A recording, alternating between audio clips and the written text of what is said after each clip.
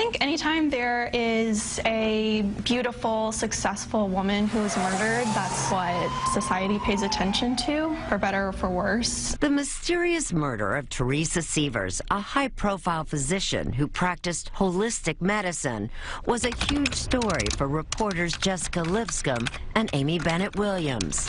People said that she was just a little spitfire, always wearing, 4-inch heels, clocking around. Ladies, remember when walking into a room meant turning heads? She was telegenic, energetic, she's funny. On Sunday evening, June 28, 2015, the doctor cut short a family vacation in New York with her husband Mark and their 2 daughters, and then flew home alone, planning to see patients the following morning. It's now 9 o'clock. Now it's 9:05.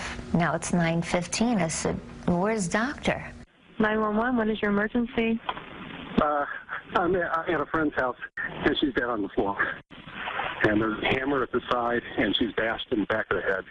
Investigators questioned her husband, but he had an alibi. Finally, nearly 2 months after she was murdered, a stunning break in the case. The sheriff gets up there and tells us the name of the first suspect, and then about an hour later he says, we've now picked up a second suspect. It was so shocking. Shocking because the suspects lived in Missouri. As investigators were about to find out, this case has as many twists and turns as the Missouri River. And Erin Moriarty joins us live now. Erin, good afternoon. Thanks for taking a few moments for us. The suspects, as you just mentioned, were found about 1,100 miles away. What was their connection to the case, and what was the motive? Well, the motive is still a little bit up in the air. It turns out that this husband, Mark Sievers, who has an alibi, he was not anywhere near Fort Myers area when his wife was murdered, did grow up in this area and has a connection to one of the suspects. But this might not have even come to light if they had not gotten a tip, and then if investigators had not been smart enough to go to Hillsborough, Missouri, and get this GPS on a rental car, which really tells a lot of the story.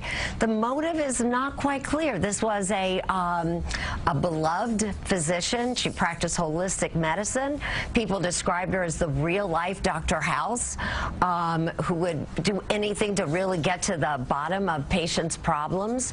There didn't seem to be a real problem in this marriage, although there are some issues that will come up as when you see this and look at the report. But this was a very, very violent murder. So there are a lot of questions in this case because the actual death doesn't match. Usually there's emotion behind when someone's murdered like this. Erin Moriarty, thank you. And